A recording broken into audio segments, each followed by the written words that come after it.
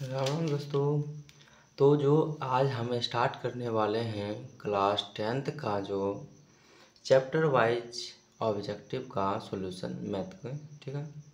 तो आज से हम जो है आप लोगों को क्लास 10th का जो सॉल्यूशन बताएंगे, chapter wise math, chapter wise objective होगा, ठीक ना। जो है प्रत्येक चैप्टर का जो बहुत बहुत इम्पोर्टेंट है उसका भी आएगा, ठीक। और जो विगत वर्षों यानी जो पीछे पूछा गया है 2011 से लेकर 2023 तक, ये भी हम बताएंगे, ठीक ना। तो जो ये है, सबसे पहले ये वास्तविक संख्याएं जो पहला चैप्टर है उसका है सॉल्यूशन। उसके बाद धीरे धीरे जो है दूसरा, तीसरा, चौथा, ऐसे करके हम इम्पोर्टेंट जो क्वेश्चन हैं वो से भी आप लोगों को अच्छे से बताएंगे, ठीक है।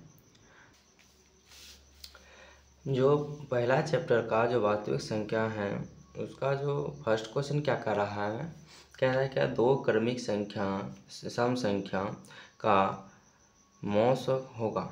कहता दो क्रमिक सम संख्या का मौसा। देखिए क्रमिक सम संख्या क्या होता है, इसको हम सॉल्यूशन यहाँ पर कर देखें। क्रमिक सम संख्या यानी अगर मानते हैं पहला जो होगा 2 होगा तो अगला जो होगा 4 होगा, ठीक है। पहला 2 है तो अगला 4 होगा। क्रमिक मतलब लगातार सम संख्या जो होना चाहिए, ठीक है। अगर इसका जो मौसम निकालते हैं तो इसमें भी देखिए 2 कॉमन आ रहा है और इसमें भी 2 आ रहा है, ठीक है। तो ये जो इसका मौसम क्या हो जाएगा, 2 हो जाएगा। सिर्फ 2 ही नहीं, जैसे लेते हैं 6 और 4 ले लेते हैं, ठीक है। 6 और 4 में बात करते हैं तो इसमें क्या हो जाएगा, 2 2 2 3, तो इसमें आ जाएगा क्या, 2 ही आ जाएगा। तो दो क्रमिक सम संख्याओं का मौसा कितना हो जाएगा, 2 हो जाएगा, ठीक है। उसके बाद कहता है दूसरा क्वेश्चन, दो परमेय संख्याओं के बीच कितनी संख्या हो सकती है। दो परमेय संख्या की बात करें, जैसे मानते हैं 2 1 3, इस परमेय संख्या के बीच बताइए कितनी संख्या है।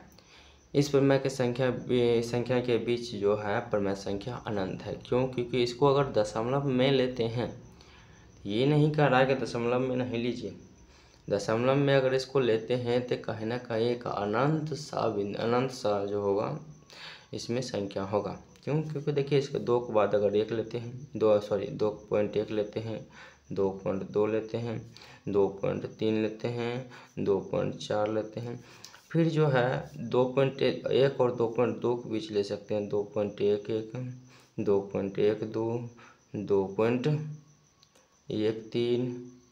इस प्रकार से। फिर 2.11 और 2.12 के बीच ले सकते हैं, 2.111, 2.112, ऐसे करके ले सकते हैं। तो इस प्रकार से जो है दो परमेय संख्याओं के बीच अनंत परमेय संख्या है, ठीक है। तो इसका जो होगा 2 का घ सही हो जाएगा। उसके बाद तीसरा कहता है निम्नलिखित में से कौन अपरमेय संख्या नहीं है। अपरमेय संख्या ढूंढना है। देखिए हमेशा क्या करना है, अपरमेय संख्या का मतलब होता है p/q, अपरमेय संख्या का मतलब होता है रूट के अंदर होना चाहिए, ठीक है। उसका जो होगा वर्गमूल नहीं निकलना संभव है। तो यहाँ पर देखिए कौन अपरमेय संख्या नहीं है ये पूछ रहा है। अगर अपरमेय संख्या नहीं है तो क्या है, परमेय संख्या है। तो √7 अपरमेय संख्या है, 2/√5 √2/5 तो अपरमेय संख्या है, √3/√7 तो ये 3 को नहीं है।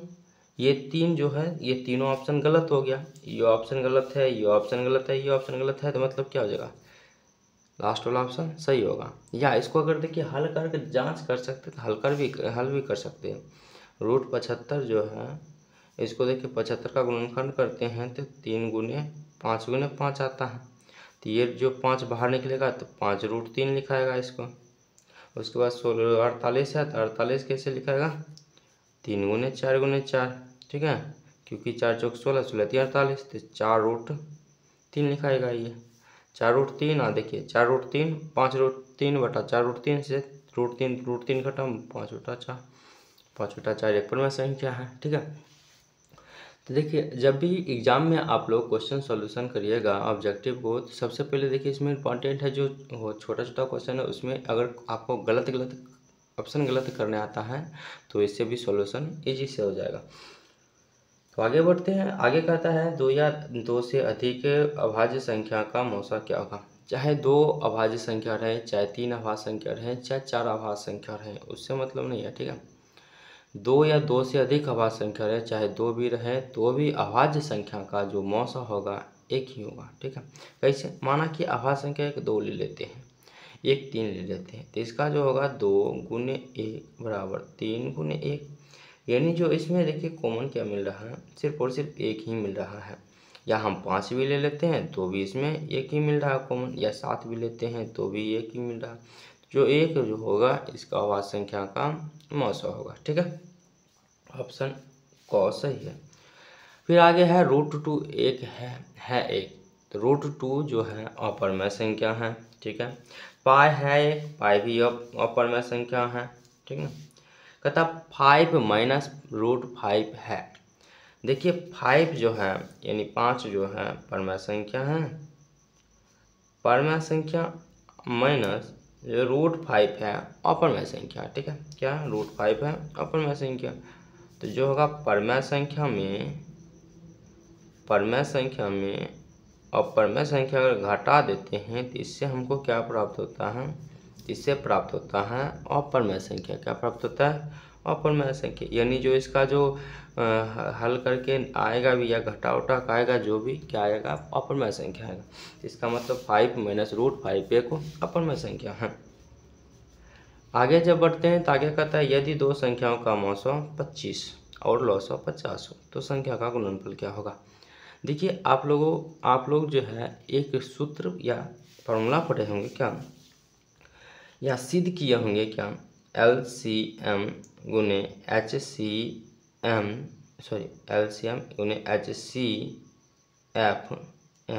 ठीक है। LCM गुने HCF बराबर 2 संख्याओं का गुणनफल, ये आप लोग पढ़े होंगे अच्छे से। HCF गुने LCM बराबर 2 संख्या का गुणनफल, यानी जो है मौसा दिया गया, लौसा दिएगा, संख्या कहता है 2 संख्या का गुणनफल क्या होगा, यानी जो जिस संख्या से HCF और LCM निकाला गया है उसका गुणनफल क्या होगा। तो हम जानते हैं कि LCM गुना HCF बराबर जो होता है 2 संख्या का गुणनफल होता है, तो डायरेक्ट यहाँ से ये दोनों गुना कर देंगे, 25 और 50 गुना हो जाएगा, ठीक है। तो इससे क्या हो जाएगा, गुना करके आएगा 1250, तो आंसर हो जाएगा 1250। ऑप्शन जो है क बिल्कुल करेक्ट है। आगे बढ़ते हैं।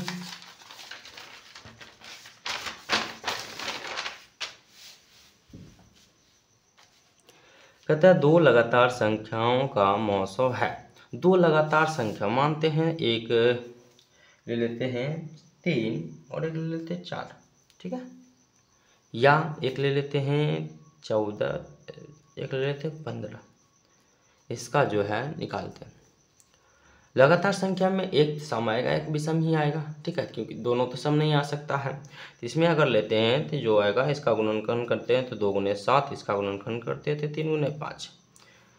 अब इसमें ना कोई मिल ही नहीं रहा है, ठीक है, कोई मिल ही नहीं रहा है। इसका मतलब कोई अगर नहीं मिल रहा तो उसका जो है एक एक मिल रहा है दोनों में कॉमन, ठीक है।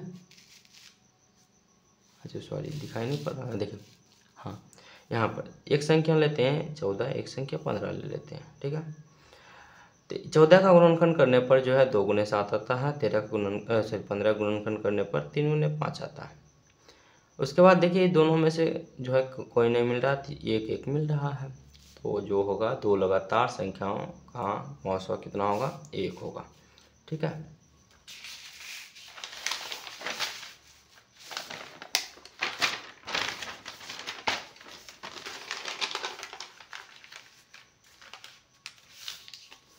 आगे क्या है, अगला जो क्वेश्चन है, 2 क्रमिक सम संख्याओं का HCF है, यानी मौसा पूछ रहा है। क्रमिक सम संख्या, क्रमिक मतलब लगातार सम संख्या, लगातार सम संख्या का देखिए क्वेश्चन इधर भी आया था, 2 क्रमिक सम संख्याओं का यहाँ पर भी आया था, ठीक है, तो वही होगा 2 होगा, ऑप्शन को बिल्कुल सही है। फिर 2 या 2 से अधिक अभाज्य संख्या का मौसा, ये भी आया था क्वेश्चन, 2 या 2 से अधिक अभाज्य संख्याओं का मौसा, यहाँ पर जो है तो इसका आंसर था 1, बिल्कुल 1 इसका करेक्ट आंसर होगा, ठीक है। अब आगे क्या कर रहा है, 2 सह अभाज्य संख्याओं का HCF, 2 या 2 रहे चाहे 2 से अधिक रहे, सह अभाज्य मतलब अभाज्य संख्या ही होता है, ठीक है। तो अभाज्य संख्या है तो इसमें क्या हो जाएगा ऑप्शन अभाज्य संख्या में, चाहे 2 रहे, चाहे 3 रहे, चाहे 5 रहे, सब क्या हो जाएगा 1 हो जाएगा। ठीक है, फिर जो है कहता है दो लगातार विषम संख्याओं का मौसम चाहे सम रहे चाहे विषम रहे। ठीक है, हम सम में देखिए विषम जो है, विषम को जो है हम ज्ञात करके देखते हैं। माना कि एक विषम लेते हैं 5, एक विषम लेते हैं 7। ठीक है, दोनों विषम संख्या हैं, दोनों अभाज्य संख्या। हम क्या करते हैं, एक ले लेते हैं आपको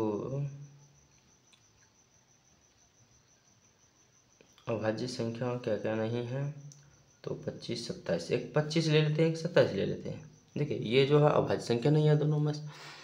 इसका आप देखिए गुणनफल करते हैं, लगातार है ना, लगातार विषम संख्या। तो 25 का गुणनफल करने पर जाता है 5 गुने 5 आता है, और 27 का गुणनफल करने पर आता है 3 गुने 3 गुने 3। इसमें अगर एचसीएफ की बात करें तो एचसीएफ जो होगा यानी मौसो जो होगा क्या हो जाएगा 1 हो जाएगा, क्योंकि जो ना 3 मिलता है ना 5 मिलता है, तो एचसीएफ क्या हो जाएगा 1 हो जाएगा। तो यानी दो लगातार विषम संख्या हो तो उसका मौसो 1 होगा, और दो लगातार सम संख्या हो तो उसका मौसो 2 होगा। ठीक है, ये जो 13 का ऑप्शन ख एकदम बिल्कुल सही है। कहता है यदि ए और बी अभाज्य संख्या हो, ए और बी अभाज्य संख्या है, ठीक है, दोनों अभाज्य संख्या, तो इनका एलसीएम क्या होगा। देखिए ए और बी अगर अभाज्य संख्या है तो उसका एचसीएफ 1 होगा, लेकिन ए और बी अगर जो है एलसीएम उसका पूछ रहा है तो एलसीएम क्या कर देंगे, दोनों में गुना कर देंगे। ठीक है, ए और बी जो है एलसीएम पूछ रहा है तो क्या कर देंगे, गुना कर देंगे आपस में। अभाज्य संख्या रहे तब ऑप्शन क्या हो जाएगा, गौ बिल्कुल सही है। ठीक है, 15वां क्वेश्चन क्या कर रहा है, हम छोटी से छोटी भाज्य और अभाज्य संख्या के एचसीएफ तथा एलसीएम का गुणनफल ज्ञात करें। छोटी से छोटी भाज्य संख्या 4 ले लेते हैं और 2 ले लेते हैं अभाज्य संख्या। तो इसका देखिए गुणनफल करते हैं तो 2 गुने 2, और 2 का गुणनफल करते हैं तो क्या जाएगा, सॉरी दिखाएं, हाँ, भाज्य संख्या 4 ले लिए, अभाज्य संख्या 2 ले लिए। तो 4 का गुणनफल करते हैं तो 2 गुने 2, और 2 का गुणनफल करते हैं 2 गुने 1। तो यहाँ पर क्या हो गया, जो एचसीएफ आया, एचसीएफ कितना आ गया 2 आ गया, और एलसीएम कितना आ गया, एलसीएम भी 2, सॉरी एलसीएम ये दोनों 1 बार, और ये जो बाकी ये 2 बचा, ये आ गया 4 2, ये दोनों को जो गुना करिएगा तो कितना आएगा, कितना आ जाएगा 8 आ जाएगा। तो जो ऑप्शन होगा 15 का डी नंबर सही हो जाएगा, घ नंबर जिसको कहते हैं। आगे बढ़ते हैं क्वेश्चन में। 16 नंबर क्वेश्चन कहता है क्या, दो संख्याओं का गुणनफल 8670 है और उसका मौसो 17 है, तो लॉसो कितना होगा। देखिए एक जो होता है फॉर्मूला होता है, इसको फटाफट सॉल्व करने के लिए फॉर्मूला क्या होता है, यहाँ पर जगह संख्या, जैसे क्या पूछ रहा है, लॉसो पूछ रहा है, ठीक ना। माना कि देखिए दो संख्या का गुणनफल पूछा, गुणनफल मतलब दो संख्या को गुना करने के बाद आया होगा, तो मानते हैं संख्या ए और बी होगा। ठीक है, तो क्या करते हैं, अगर एलसीएम पूछ रहा है, एलसीएम ए और बी का यानी गुना करने के बाद आया होगा ये। उसके बाद कहता है ए गुने बी, इसमें होता है क्वेश्चन में गुना करने के बाद यहाँ पर जो आएगा वो लिखाएगा दोनों संख्याओं को। उसके बाद सूत्र होता है एचसीएफ ए कोमा बी। यहाँ पर देखिए जो है उसका मौसो भी दिया गया और संख्या का गुणनफल भी दिया गया। ठीक है, वही रख देंगे। मौसो दिया गया 17, गुणनफल दिया गया 8670 बटा 17। इससे भाग लगाएंगे तो क्या हो जाएगा, 17 पचे 85, बाकी बच्चा एक इसको दिए 17, 17 कम 17, 0 बचा 0। जो होगा एलसीएम जो हो जाएगा, एलसीएम कितना निकल जाएगा 510। तो ऑप्शन कौन है 510, बिल्कुल घ बिल्कुल सही आंसर है। ठीक है, उसके बाद क्या है क्वेश्चन, उसके बाद है 17 नंबर 6, 8 और 22 का लॉसो और मौसो का अनुपात होगा 6, 8, 22। ठीक है, 6 का गुणनखंड करते हैं तो 2 गुने 3, और उसके बाद है 8 का गुणनखंड करते हैं तो 2 गुने 2 गुने 2, फिर 22 का गुणनखंड करते हैं तो क्या आ जाएगा 2 गुने 11। इसमें अगर एचसीएफ की बात करें, तो इसमें देखिए 2 एचसीएफ हो जाएगा। एलसीएम की बात करें तो एलसीएम ये 2 एलसीएम कैसे ज्ञात करते थे? जो पूरा में उभयनिष्ठ हो उसको भी एक बार, उसके बाद जो दो में भी उभयनिष्ठ हो उसको भी एक बार, ठीक है, उस प्रकार से लिखते थे। तो इसमें कोई दो वाला उभयनिष्ठ नहीं है, ठीक है। ये सब जो है ये वाला जो ये सब अकेला है, तो इसको सब अकेला कर लिख देंगे। 2 3 6 दूना 12 दूना 24, 24 11 गुना करेंगे तो कितना आ जाएगा? 24 24 4 6, उसके बाद 264, तो आ गया 264। अब कह रहा है इसका जो अनुपात, क्या किसका अनुपात? तो लॉसो और मौसो का अनुपात। लॉसो ऊपर, तो लॉसो का मान 264 बटा 2 HCF, तो इसको काटेंगे तो कितना आ जाएगा? 1 3 2 132 अनुपात 1, तो 132 अनुपात 1, यही को नंबर सही है। क्वेश्चन में आगे बढ़ते हुए कहता है क्या संख्या 50 तथा 60 का HCF और LCM ज्ञात करें। देखिए LCM HCF मल्टीप्लाई LCM, अगर इसका जो है 50 और 60 का HCF और LCM निकाल कर हल करेंगे तो इससे दिक्कत हो जाएगा, ठीक ना, समय ज़्यादा लग सकता है। हम एक बात आप लोगों को अच्छे से बताए थे, जो दो संख्याओं का गुणनफल या HCF गुने LCM दोनों आपस में बराबर होता है, ठीक है। तो वही बात यहाँ पर भी लागू करेंगे। HCF और LCM का जो है दिया गया है संख्या दिया गया, HCF और LCM का गुणनफल कर रहा है, डायरेक्ट ये दोनों गुना कर देंगे। पर यहाँ पर देखिए दोनों जीरो हटाइए, 5 और 6 गुना करिए, 6 5 30, 2 जीरो हटाए 2 जीरो बैठा दीजिए, बिल्कुल जो है 3000 आएगा गुना करने के बाद। फिर आगे जो है क्वेश्चन में आगे बढ़ते हुए 19 नंबर क्वेश्चन क्या कर रहा है? कह रहा है यदि 65 तथा 117 का HCF 65 M माइनस 117, ठीक है। क्वेश्चन कुछ लगता है गलत है, इसे हम चेक कर लेते हैं।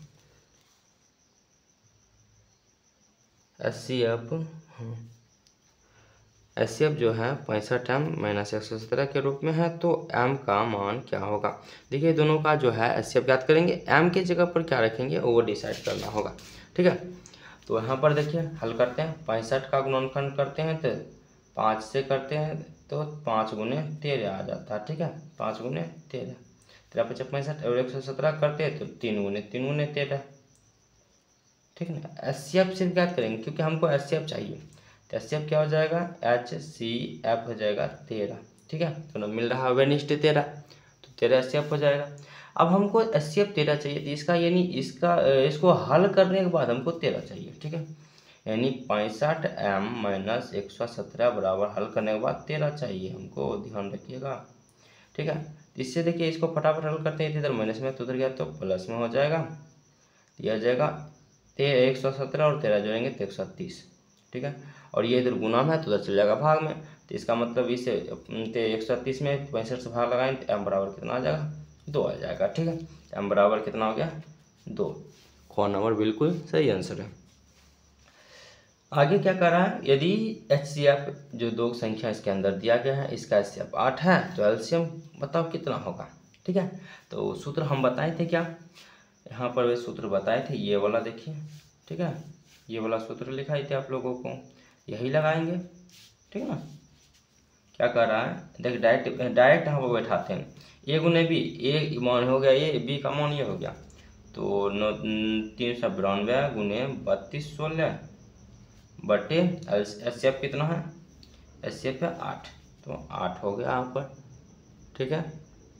सॉरी दिख नहीं रहा, देखिए ये जो है ये फॉर्मूला लगाएंगे यहाँ पर जो है, क्योंकि दो संख्या दिया गया है, दो संख्या दिया गया उसका पूछ रहा है LCM दोनों का ज्ञात करने, LCM ज्ञात करने के लिए कह रहा है। तो HCF दिया गया है, तो दो संख्या दिया गया, क्या इस पर देखिए डायरेक्ट हम सूत्र लगाते हैं, तो A गुने B बटा जो HCF A, B, तो दो संख्या दिया गया है 392 मल्टीप्लाई 3216 बटा कितना? 8। इसको काटते हैं इससे, तो कटेगा कि नहीं कटेगा पता नहीं, देख लेते हैं। ये हो जाएगा कितना? 4 8 चौक 32, 5 बचा इसको नहीं 7 बचा इसको, तो 8 9 72 49 आ जाएगा, ठीक है। ये हो गया 49 गुने 32, 16 गुना करेंगे, 32 16 गुने 49 गुना करेंगे तो जगह 9 चौक 6 9 54, बाकी बचा 5, 9 6 14, 9 5 14, बाकी बचा 1, 18 19, बाकी बचा कितना 1, 29 27 1 28, 6 चौक 24, बाकी बचा 2, 4 4 रकम 4, 2 6 8, उसके बाद 12, तो आ गया 4 8 5, उसके बाद 7 5 1, इतना आ गया 15 75 84। ठीक है, 15 75 84, तो ऑप्शन क्या है? बिल्कुल 20 नंबर का क सही है। क्वेश्चन में आगे बढ़ते हैं। कहता है क्या है, यदि x तथा 45 का लॉसो 90 है और मौसो इतना है तो x का मान ज्ञात करें। ठीक है, हम जानते हैं कि ये दोनों गुना करने के बाद और ये दोनों गुना करने के बाद, देखिए ये संख्या दिया गया है दोनों, तो ये दोनों संख्या गुना करने के बाद और ये दोनों गुना करने के बाद इक्वल आता है। ठीक है, तो यहाँ पर x और 45 को गुना करते हैं, उसके बाद जो है 90 और 5 को गुना करते हैं। देखिए इससे काटिए, यहाँ पर जो 45 और 2 खत्म, x बराबर कितना आ गया, ये देखिए इधर जाएगा, इधर गुना में तो उधर जाएगा तो भाग में चल जाएगा, तो यहाँ से ख़त्म हो गया, तो 2 5 10, आंसर x का मान कितना हो जाएगा 10। क्वेश्चन में आगे बढ़ते हुए कहता है क्या है, यदि HCF जो इतना दिया गया है, एलसीएम दिया गया है, एलसीएम बराबर कह रहा 52 252 गुने के, तो के का मान ज्ञात करने के लिए। ठीक है, एलसीएम भी दे ले, HCF भी दे ले। ठीक है, तो यहीं पर सूत्र जो लगाए थे यहीं लगाएंगे, ऊपर पर जो है यहाँ पर देखिए ये क्या होता था सूत्र, देखिए एक बार हम फिर से लिखते हैं उसको, एलसीएम A, B बराबर A गुने B बटा HCF A, B। ठीक है, एलसीएम भी दिया गया, HCF भी दिया गया, दो संख्या भी दिया गया है। ठीक है, बस मान ज्ञात करना है। तो जो है HCF जो देल है कितना, HCF देल है 120 और एलसीएम देल है 252 गुने के। ठीक है, उसके बाद जो है संख्या देल है कितना 25 20 गुने 66 00, 25 20 गुने 66 00। देखिए ये इधर गुना में हमको करा के का मान ज्ञात करने के लिए, तो ये दो गुना में इधर आ जाएगा तो भाग में आ जाएगा, के बराबर 25 20 गुने 66 00 बटा 120 गुने क्या हो जाएगा 252 दहें ख़त्म, ये 12 दहें ये ख़त्म।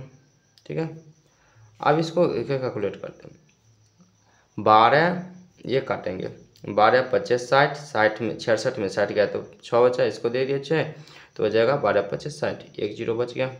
तो के का मान जो निकला है 550 निकला है। तो यहाँ पर जो होगा के का मान घ नंबर बिल्कुल सही आंसर है। ठीक है, आगे बढ़ते हैं। क्वेश्चन जो है 23 नंबर, यदि दो संख्याओं का मौसो 20 तथा लॉसो 50 हो, दो संख्या दिया गया, मौसो 20 और लॉसो 50 है, तो संख्या का गुणनफल क्या होगा। हम क्या बार बार यही की चीज़ बता रहे हैं, ये मौसो और लॉसो गुना करने के बाद दो संख्या का गुणनफल आना चाहिए। तो मौसो 20 है, लॉसो 50 है, दोनों गुना कर दीजिए, 20 50 कितना होता है, नहीं कुछ तो गलत हो गया इसमें, ऑप्शन नहीं आ रहा है इसमें, क्योंकि 20 और 50 गुना करते हैं तो 1000 आता है। ठीक है, ऑप्शन जो है करेक्शन लगता है करना पड़ेगा, या लगता है पीछे जैसा क्वेश्चन ही है। देखते हैं इसमें कहीं ना कहीं जो है 1250 आया था, यहाँ पर 925 था। ठीक है, अगर ऑप्शन क्वेश्चन के हिसाब से चलते हैं तो ऑप्शन को करेक्शन करना पड़ेगा, तो ऑप्शन ही करेक्शन करेंगे, या ऑप्शन के हिसाब से चलते हैं तो क्वेश्चन करेक्शन करना पड़ेगा। तो यहाँ देते हैं, देखिए यहाँ अगर 25 दीजिए तो यहाँ पर 1250 आता है, अगर यहाँ 20 ही रहे तो यहाँ पर जो होगा 1000 होगा, तो इसलिए ये जो है इसको स्टार लगा दीजिए। ठीक है, क्योंकि इसमें ऑप्शन गलत है। तो आगे बढ़ते हैं 24, यदि दो संख्याओं का मौसो 15 है और लॉसो 30 हो, तो संख्या का गुणनफल करने के बाद कितना आएगा। ये क्वेश्चन ये किया, यहाँ पर 15 और 30 गुना करने के बाद 450 आएगा। ठीक है। यूक्लिड विभाजन एल्गोरिथम दो धनात्मक पूर्णांक के निम्न में से किसे परिकलित करने की तकनीक है। यूक्लिड विभाजन किसको परिकलित करता है? तो यूक्लिड विभाजन से आप लोग क्या निकालते हैं? क्या निकालते हैं? यूक्लिड विभाजन से आप लोग निकालते हैं HCF, ठीक है। तो इसमें हो जाएगा मॉसो आंसर, ठीक है। आगे एक और क्वेश्चन है, किसी धनात्मक पूर्णांक a और b के लिए a b मॉसो यानी मॉसो जो है लॉसो है, ए बी का लॉसो है, ए बी का मॉसो गुना निम्न में किसके बराबर होना चाहिए। ए बी का लॉसो ए बी का मॉसो किसके बराबर होता है? संख्याओं के गुणनफल के बराबर। अगर संख्या ए बी है तो उसको गुना करने के बाद जो आएगा वही उसी के बराबर होगा, ठीक है।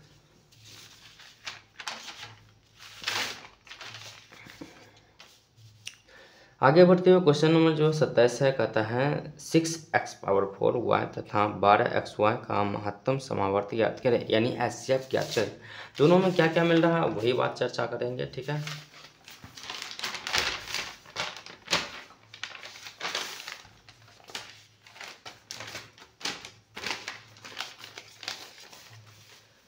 तो देखिए जो है 6x⁴y, इसको डिटेल्स लिखते हैं तो 2 × 3 × x के पावर 4 है। तो इसको थोड़ा भी डिटेल्स लिख देते हैं, ठीक है ना। 3 4 4 का 4 x हो गया। उसके बाद y, फिर जो है 12xy है, इसमें है 2 × 2 × 3 है। उसके बाद x गुने y है। इसमें HCF पूछ रहा है, महत्तम समावर्त का मतलब होता है HCF। तो HCF पूछ रहा है तो HCF क्या है? 2 2 मिल रहा है, ठीक है, 2 ले लीजिए। उसके बाद 3 3 मिल रहा है, 3 ले लिए। फिर x x मिल रहा है तो x ले लिए, और y मिल रहा है तो y ले लिए। गुना करने के बाद 6xy आता है, ठीक है। यही जो हो जाएगा इसका महत्तम समावर्त यानी HCF हो जाएगा। ऑप्शन ग बिल्कुल सही आंसर। उसके बाद कहता है 28 नंबर, दो संख्याओं का लॉसो 1500 हो। दो संख्याओं का लॉसो है 1500, इनमें से इसका मौसो नहीं हो सकता, ठीक है, इनका मौसो नहीं हो सकता। चलिए देखते हैं, हल करते हैं। HCF जो है लॉसो है, जो लॉसो है, ऑप्शन कुछ गलत लगता है तो एक बार चेक कर लेते हैं हम, ठीक है।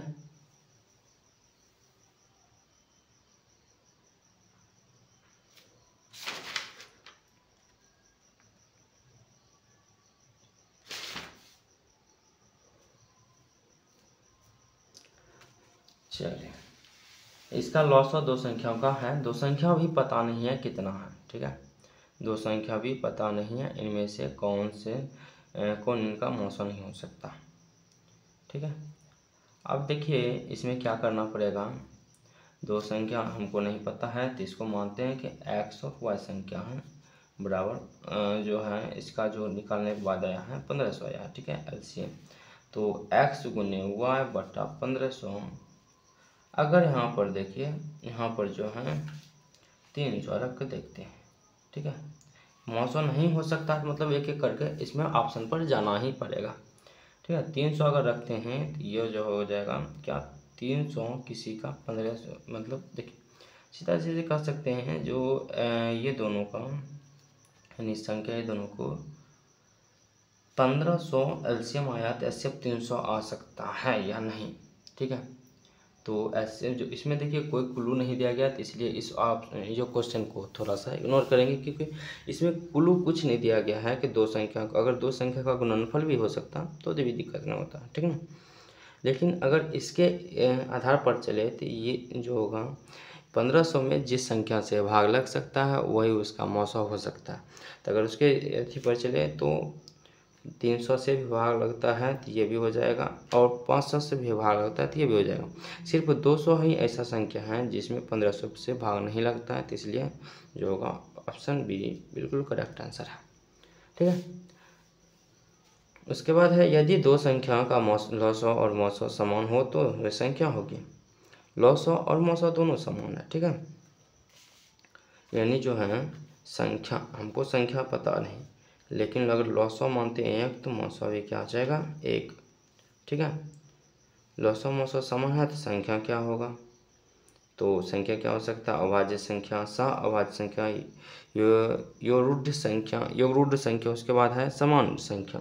ठीक है, तो उसके बाद ऑप्शन क्या हो जाएगा? समान संख्या होगा, तब ना उसका एचसीएफ एलसीएम समान हो जाएगा। तो समान संख्या, बिल्कुल आंसर सही है।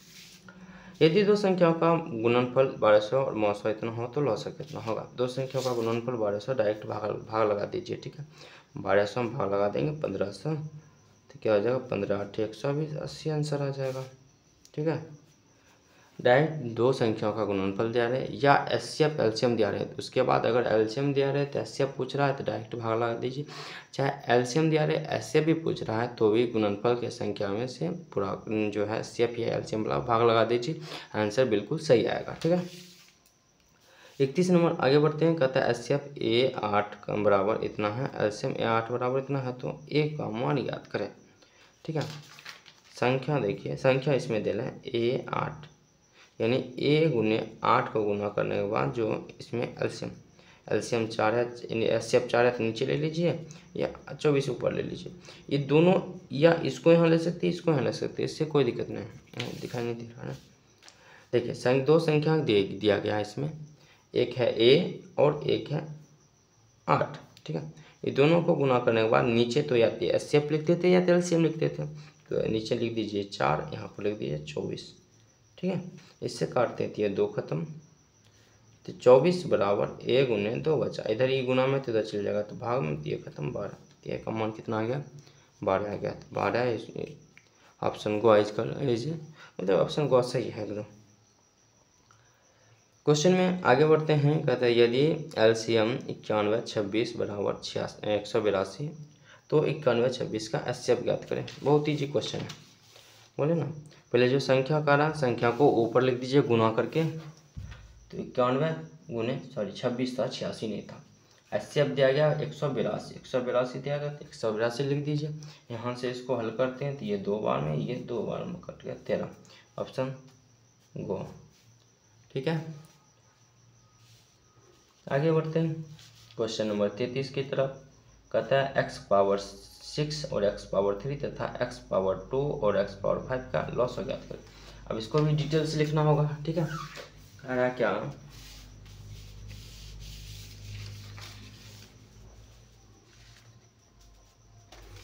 x के पावर 6,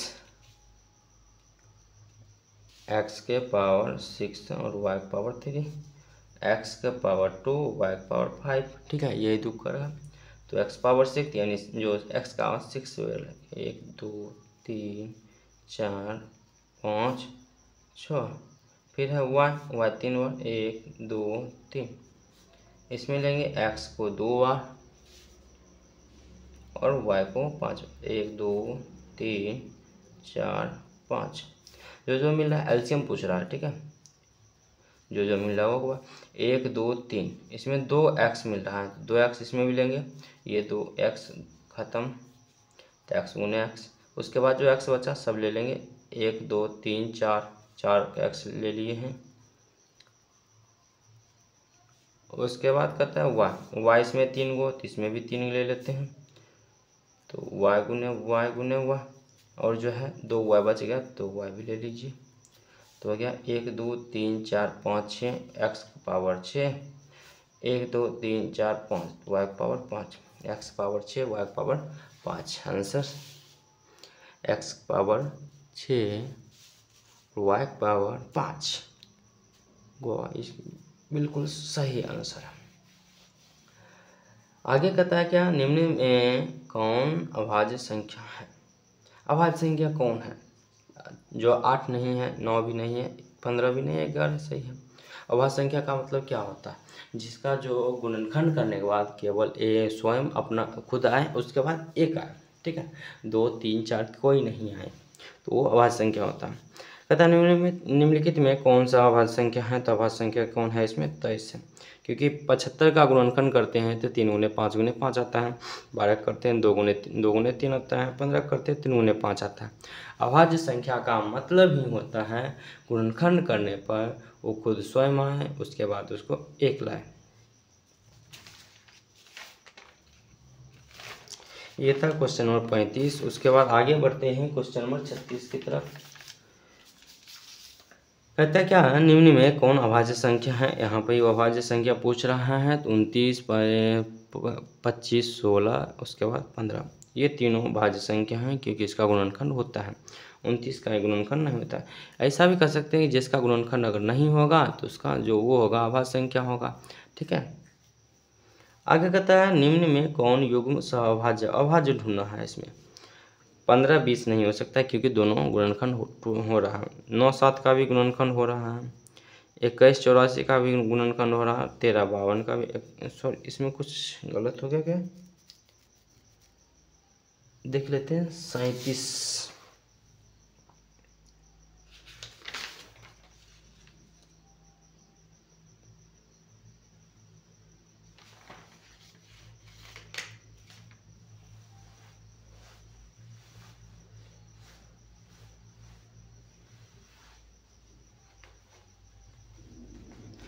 हाँ देखिए इसमें क्या हो सकता है सहअभाज्य में। देखिए एक जानते हैं आप, इसको जो है इसको जोड़ने के बाद अगर उसमें रूट लगाते हैं तो उसका रूट में हल आना चाहिए। ठीक है, तो रूट 25 में इसमें हल आ रहा है 5।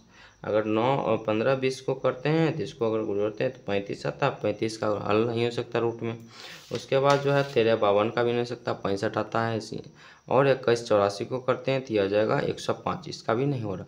तो जो दोनों जोड़ने के बाद अगर रूट में आ रहा है, रूट में निकाल हल लेने के बाद हल आ रहा है तो वही सहयुग्म, सह जो होगा युग्म मतलब जोड़ा होता है। ठीक है, ये हो जाएगा सही आंसर। 5005 के कितने अभाज्य गुणनखंड हैं। चलिए करते हैं, इसको तो गुणनखंड निकालना ही पड़ेगा। 5005,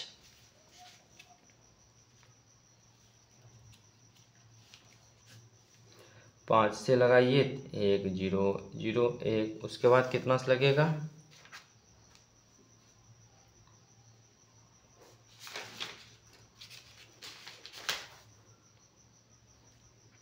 उसके बाद देखिए अब तो देखिए ट्राई करना ही होगा कितना से लग रहा है। 5 के बाद देखिए 2 से नहीं लगेगा क्योंकि 2 को लगाने के लिए होना चाहिए लास्ट में सम संख्या। 2 से नहीं लगेगा, 4 से भी नहीं लगेगा, 6 से भी नहीं लगेगा, 8 से भी नहीं लगेगा, 10 से 12 किसी से नहीं लगेगा। उसके बाद अब आता है 5 से लगा चुके हैं, 5 से भी नहीं लगेगा क्योंकि 5 लगने के लिए यहाँ पर लास्ट में 5 है तो 0 होना चाहिए। उसके बाद आता है 7, 7 से लगेगा ये। 7 एकम 7, 3 इसको दिए 30, 7, 7, उसके बाद 7 चौको 28, 2 इसको दिए हो लग जाएगा। तो 7 एकम 7, उसके बाद दे दिए इसको 3, 7 चौका 28, बचा 2, 2 इसको दे दिए 7 या 21, 143 आ गया। 143 किस में आता है, तो 143 फिर से 7 से नहीं लगेगा, 9 से भी नहीं लगेगा। ठीक है, और उसके बाद आता है 11, 11 से लग जाएगा। देखिए 11 से, तो 11 एकम 11, 11 3 33। ठीक है, तो इसमें देखिए जो है इसको गुणनखंड करने के बाद कितना संख्या आया है। गुणनखंड करने के बाद 4 संख्या आया है, 5 आया है, 7 आया है, 11 आया और 13 आया। तो वही पूछ रहा है 5005 के कितने अभाज्य गुणनखंड है। अब देखिए ये सब क्या है, अभाज्य है। 5 भी अभाज्य है, 7 भी अभाज्य है, 11 भी अभाज्य है और 13 भी अभाज्य है। तो ये हो जाएगा 4। 96 का था, 96 का अभाज्य गुणनखंड क्या होगा। 96 का गुणनखंड करने के बाद उसमें क्या होगा,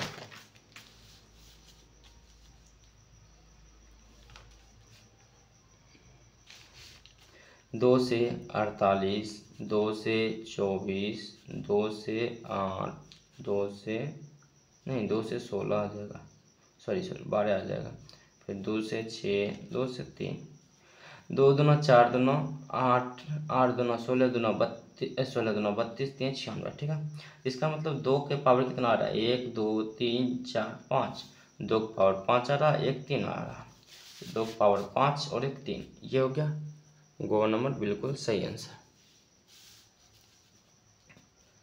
क्वेश्चन में आगे बढ़ते हुए 40 नंबर क्वेश्चन क्या कर रहा है, 38, 25 के अभाज्य गुणनखंड में 3 का अधिकतम घातांक क्या होगा। 38, 25 यानी इसका गुणनखंड करेंगे तो इसमें 3 कितना बार आएगा ये पता करना है। 38, 25, ठीक है, तो यहाँ पर देखिए लास्ट में 5 है, 5 लगाइए डायरेक्ट। 7 पच्चे 35, 3 इसको दे दिए तो 32, 6 पच्चे 30, 25 25। फिर 5 आ रहा है, 5 से लगा दीजिए, लास्ट में 5 है इसलिए 5 लगा देते हैं, ठीक है। 7 एकम 5 एकम 5, 2 इसको दे दिए 26, 6 पच्चे 25, 1 इसको दे दिए 5 3 15। अब देखिए 3 से लगेगा, 5 3 15, 1 एकम 1, फिर 3 से 17, 3 51, 17 एक अभाज्य संख्या है इसलिए आगे नहीं बढ़ सकता। इसमें 3 कितना बार आता है, 2 बार आता है, तो ऑप्शन क्या हो जाएगा, 2 बिल्कुल सही आंसर हो जाएगा, ठीक है। फिर कहता है 6250 के अभाज्य गुणनखंड में 5 का अधिकतम घातांक क्या होगा। 6250 इसमें गुणनखंड करते हैं, 5 कितना बार आता है, 5 लगाएंगे तो जगह 12 पच्चे 60, उसके बाद 2 इसको दिए 25 25 0, फिर 2 से लगाएंगे तो 2 से लगाते हैं, 5 से लगाते हैं, 5 निकालना है 5 से लगाते हैं तो हो जाएगा 5 2 पच्चे 10, 2 इसको दिए 25 25 0, फिर 2 से लगा 5 लगाते हैं तो हो जाएगा 25 25 0, फिर 5 से 10, फिर 5 से 2, ठीक है। तो कितना 5 आ गया, 1 2 3 4 5, 5 आ गया, ठीक है। कितना आ गया, 5 5 आ गया, तो आंसर हो जाएगा 5। 1440 में 2 का अधिकतम घात कितना होगा। 1440 जो पूछ रहा है वही से लगाइए, 2 का पूछ रहा है 2 से लगाएंगे, 7 2 9 14, 2 0, फिर 2 से 360, फिर 2 से 180, फिर 2 से 90, फिर 2 से लगाइए 45, 45 नहीं लग सकता, आप 2 से डायरेक्ट हो जाओ ख़त्म। 2 1 2 3 4 5 है तो इसमें हो जाएगा 5, ये 5 ऑप्शन सही है, ठीक है। 625 के अभाज्य गुणनखंड में 5 का घात, 625 के अभाज्य गुणनखंड में 5 का घात, 5 से कितना लगाएंगे, 5 से लगा दीजिए तो 125, फिर 5 से 25, फिर 5 से 25 5, तो इसमें 4 हो जाएगा, कितना हो जाएगा 4। अब कहता है 3825 के अभाज्य गुणनखंड है, 3825 का अभाज्य गुणनखंड निकालना है, कौन है नहीं पता करना है। 3825, ठीक है। अगर देखिए इसमें लास्ट में 5 है तो 5 से लगाना स्टार्ट करें, 3825 निकाले हुए हैं यहाँ पर देखिए तो, है ना 3825। इसी क्या हमको इसका जो अभाज्य गुणनखंड पता चला है क्या, 5 का पावर 2 और 3 का पावर 2 और 17, यही जो है लिख देंगे। 5 के पावर 2, 5 के पावर 2, 3 के पावर 2 और 17, गो ऑप्शन सही है। उसके बाद कहता है क्या 156 के अभाज्य गुणनखंड में 2 का घात याद करें। 156 निकालना होगा, 2 से 7 2 14, 8 2 16, फिर 2 से 39। अब देखिए अभाज्य संख्या आ गया तो इसमें 2 होने की संभावना नहीं है इसलिए 2 ही होगा। इसमें 2 का घात 2 आया है, ठीक है।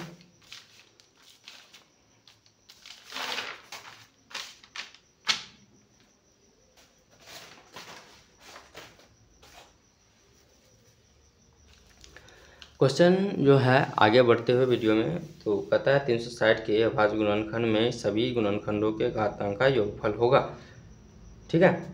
सभी गुणनखंडों के घातांक का योगफल। उसके बाद है 360 का गुणनखंड करते हैं, तो 360 का गुणनखंड करते हैं तो आएगा 2 से 180, फिर 2 से 90, फिर 2 से 45, फिर 3 से 9, फिर 3 से कहते हैं 9 तो 15, फिर 3 से 5, तो इसमें आ गया 2 का पावर 3 आ गया और 3 का पावर 2 आ गया, 5 अकेला बेचारा रह गया। कहता है घातांक का जो है योगफल, तो 5 1 5 2 7 7 1 8 हो रहा है, तो घातांक का योगफल कितना हो रहा है 8, ऑप्शन डी यानी ऑप्शन को बिल्कुल सही है। आगे बढ़ते हुए कहता है 140 का अभाज्य गुणनखंड है। 140 का अभाज्य गुणनखंड कहीं निकाले थे क्या, नहीं निकाले थे, तो निकाल देते हैं 140 का अभाज्य गुणनखंड। 140 2 से 70, 2 से 35, 5 से 7, यानी 2 का पावर 2 5 गुने 7, 2 का पावर 2 5 गुने 7, ऑप्शन ख सही आंसर है। संख्या 0.32 ऊपर रेकरिंग है का पी क्यू के रूप में लिखने पर प्राप्त होगा। संख्या जो है रेकरिंग का दिया गया है, ठीक है। इसका कहता है क्या ज्ञात करने के लिए पी क्यू के रूप में लिखेंगे तो मान इसका क्या ज्ञात होगा, ठीक है। तो वही ज्ञात करेंगे। चलिए देखते हैं। यहाँ पर है 0.32 पर रेकरिंग है। अगर इसको पॉइंट हटाते हैं तो आता है कितना ऊपर पर 100 आता है, ठीक है। रेकरिंग किस पर है, इस पर है। कितना घटाएंगे तो घटाएंगे कितना, देखिए थोड़ा सा हमको लगता है मिस है कहीं।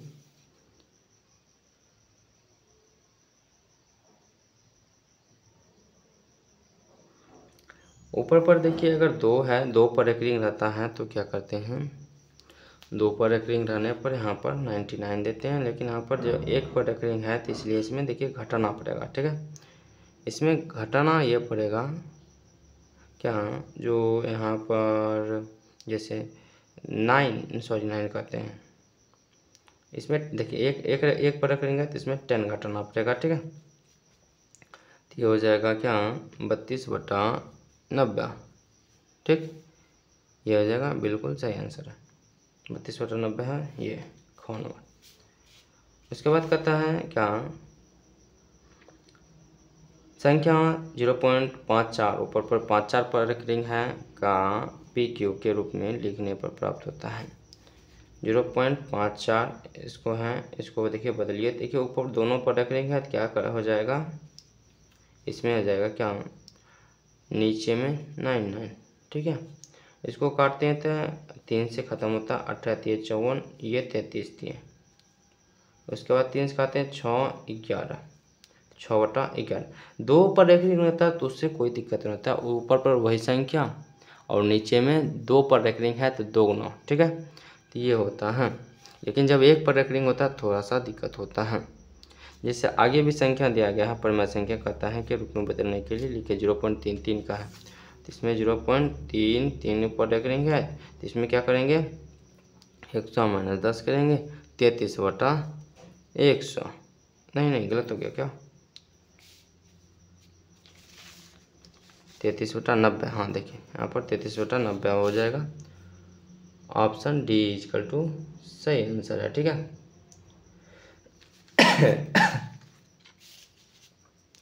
100 हम 10 घटा देंगे 90 आ जाएगा। फिर कहता है 0.2 का जो है p/q के रूप में लिखें तो ऊपर पर एक रेकरिंग है, देखिए इसमें एक संख्या भी नहीं है तो रेकरिंग है तो हो जाएगा 0.2 है, रेकरिंग है इस पर तो हो जाएगा इस पर क्या एक रेकरिंग है तो 1 9, ठीक है। 2/9 ऑप्शन को सही आंसर। उसी प्रकार देखिए इसमें कितना क्वेश्चन है, ठीक है।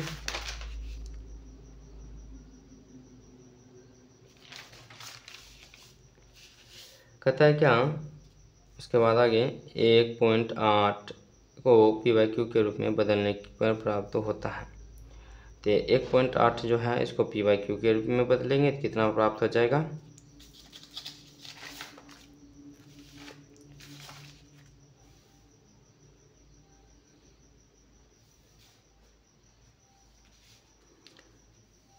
एक 1.8, ठीक है।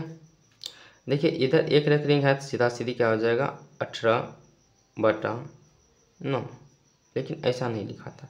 जब आगे ये हो जाता है तो कैसे लिखा था, ये जब आगे हो जाता है तो 1 ये जो 8 है ऊपर और नीचे रेकरिंग के बदले 9 आ जाता है, ठीक है। तो ये हो गया 1.8/9।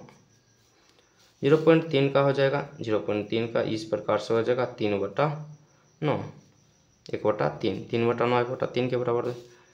तो उसके बाद है 23.43 रेकरिंग है को p/q के रूप में प्रकट कीजिए किया जा सकता है। तो इसका ऑप्शन एक और ऑप्शन नहीं है, इसमें एक और ऑप्शन भी नहीं दिया गया है, ठीक है। तो ऊपर पर 2 रेकरिंग है तो नीचे में जो हो जाएगा 2 रेकरिंग के बराबर हो जाएगा, ठीक है। ऊपर पर अगर 2 रेकरिंग है तो मतलब नीचे में क्या हो जाएगा, नीचे में 99 तो निश्चित है। 99 वाला ऑप्शन कौन है, 99 वाला ऑप्शन ये है तो ये सही होगा। उसके बाद है 3.27 ऊपर पर देखिए कहता है क्या है, यहाँ इतना एक संख्या है, रेकरिंग ऊपर पर आता है तो कौन सा संख्या हो जाता है? रेकरिंग अगर ऊपर आता है तो वो संख्या हो जाता है कौन सा? एक परमेय संख्या। ठीक है, उसके बाद कहता है ये भी रेकरिंग है, इस पर भी, तो ये भी क्या हो जाएगा? क्या हो जाएगा? परमेय संख्या हो जाएगा। ठीक है, अब ये बताइए इस पर भी कितना ना रेकरिंग है? ठीक है, इस पर कितना रेकरिंग है? ये भी हो जाएगा परमेय संख्या। ये देखिए इसके अनंत है, ये डॉट डॉट करके जा रहा है, अनंत तक जा रहा है तो अपरमेय संख्या हो गया। जो अनंत तक जाएगा अपरमेय संख्या, जो खत्म हो चुका है परमेय संख्या। ठीक है, रेकरिंग का मतलब होता है एक बार और ही लिखाएगा यही चीज़, इसे पलटा कर एक बार और फिर से स्टार्ट होगा, उसके बाद खत्म है, तो इसका मतलब ये परमेय संख्या हो गया। ये देखिए ये भी अनंत तक जा रहा है डॉट डॉट करके, तो ये भी क्या हो जाएगा? अपरमेय संख्या। पा इस क्या है क्वेश्चन? पा या π/2 या π/3 कौन सी संख्या है? यानी है पूर्णांक संख्या है, परमेय संख्या है, क्या है? ठीक है ना, पा तो हो जाएगा इसका। देखिए पा या π/2 रहे, π/3 रहे, ठीक ना, ये सब क्या है? अपरमेय संख्या है। √2, √3, √5, √7, √11, ठीक, √13 एक है, अपरमेय संख्या है। ठीक है, अपरमेय संख्या। यहाँ पर भी देखिए बट्टे में कुछ रहे उससे फर्क नहीं पड़ता है, √5 बटा √7, √5, 3, √5, 2, ये सब भी अपरमेय संख्या है। ठीक ना,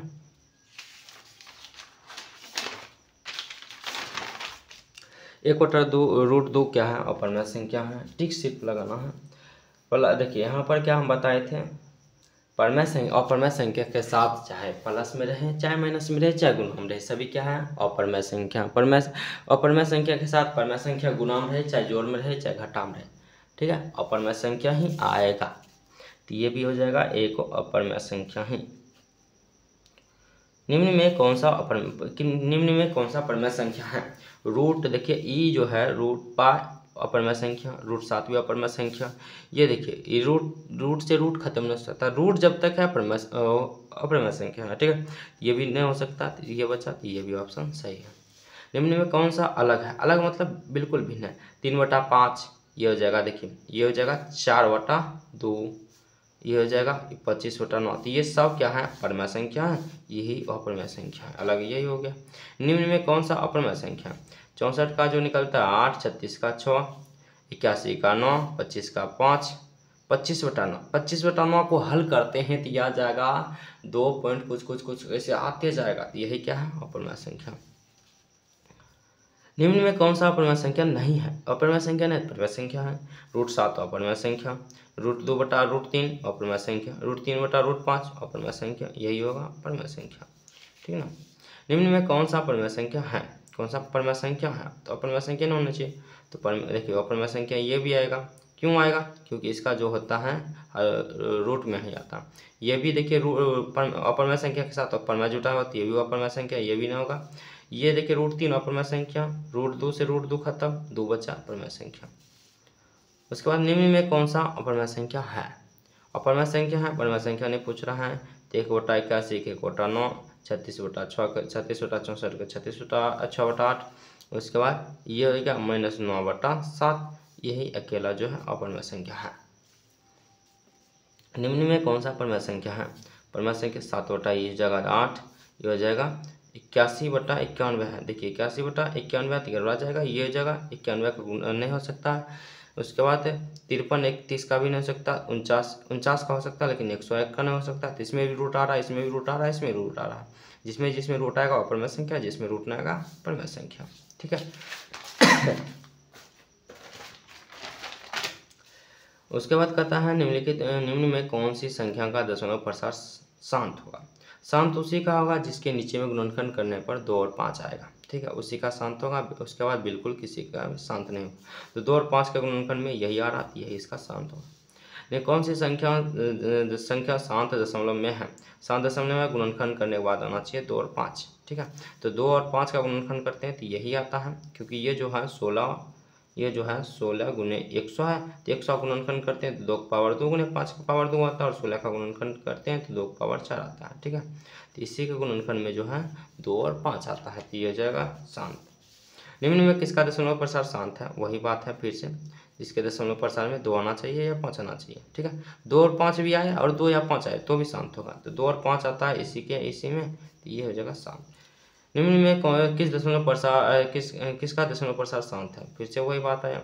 अगर इसमें देखते हैं, इसमें चेक करते हैं तो जो इसमें आ जाएगा 3 भी आएगा, क्योंकि 21 को तोड़ते हैं तो 7 गुने 3 आता है, और 100 को तोड़ते हैं तो 2 पावर 2 गुने 5 पावर 2 आता है। ठीक है ना, तो ये जो होगा ये भी नहीं होगा। 700 को तोड़ते हैं 7 गुने 100, 7 आ रहा है, तो इसमें जो है 100 भी आ रहा है, 7 भी आ रहा है, 7 आएगा तो नहीं होगा। ठीक है, 7 आएगा तो नहीं होगा।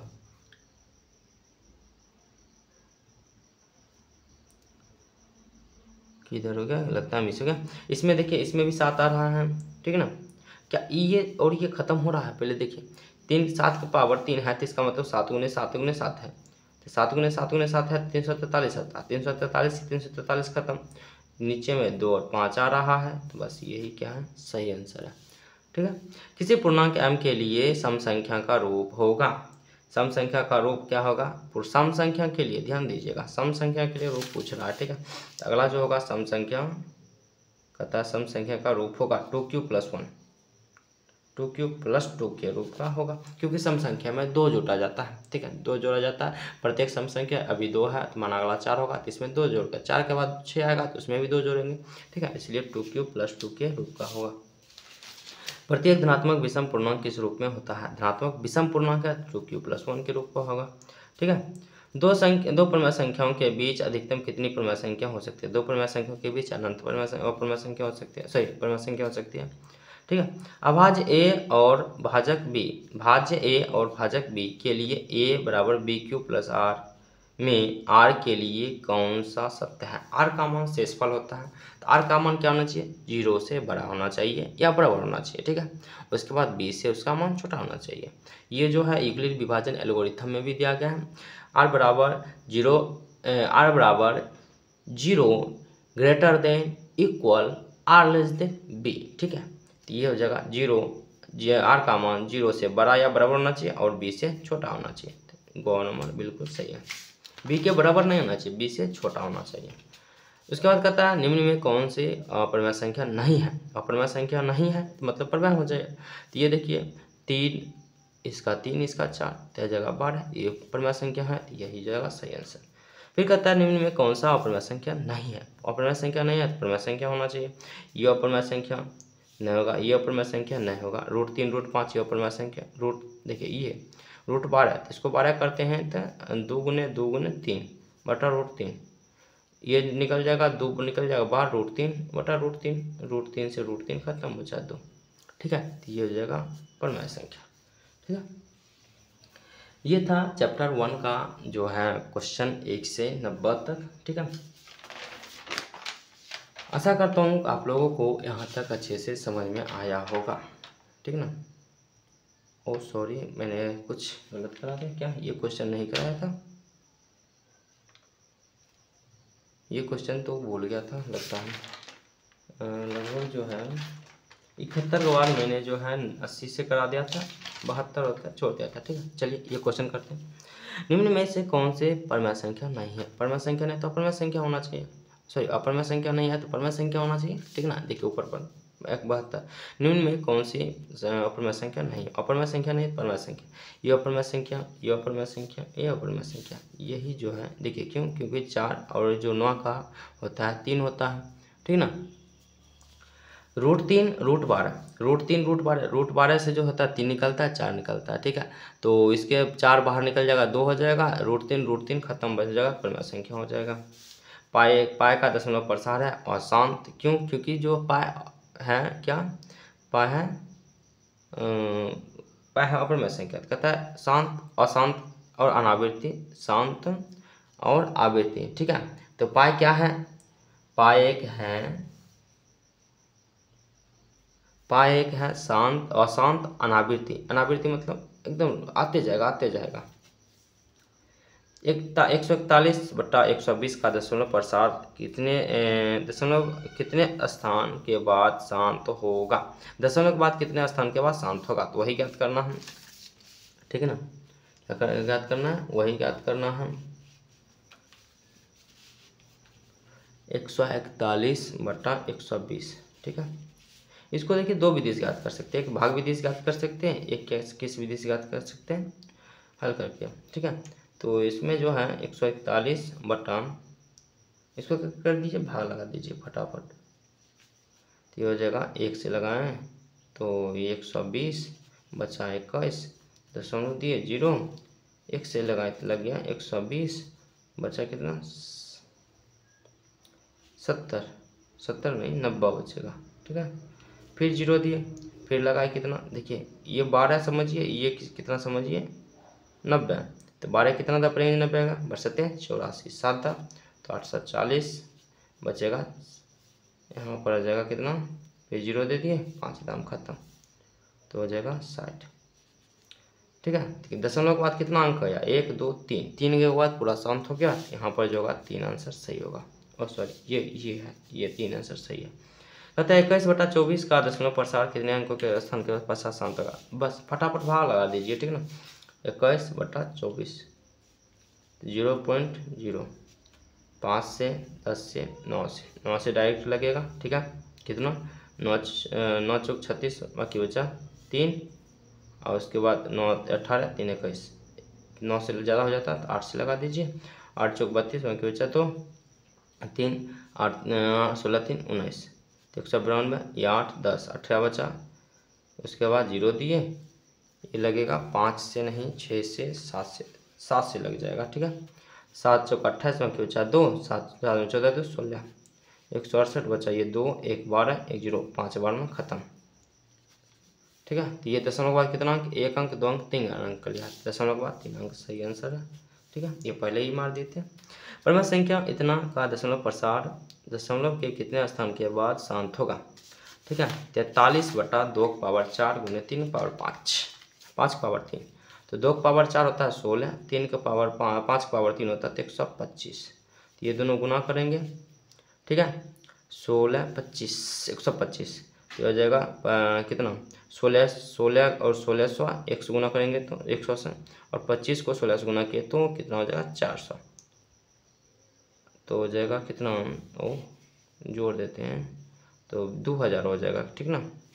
कैलकुलेट भी कर लीजिए तो देखिए 125 गुने 16, 6 25 30 बाकी बचा 3 15 3 12 3 15 बाकी बचा 1 6 1 7 1 2 5 5 0 सॉरी 0 0 ये हो जाएगा 0 2 2000 हो गया, ठीक है। तो 2000 में भाग लगाना है, 2000 से भाग लगाना है 43 में, 2000 से भाग लगाना है 43 में, 0.0 नहीं लगेगा, फिर से 0 तो 2 से लगा 2000 4000 300 बचा, तो उसके बाद फिर 0 दे दिए, फिर लगा एक बार में 2000, फिर 1000 बचा, फिर 0 दे दिए तो बचा होगा कितना 10,000, 5 बार में ख़त्म, तो दशमलव के बाद 1 2 3 4 अंक के बाद ख़त्म हुआ, दशमलव के बाद कितने स्थान पर 4 अंक के बाद, ठीक है।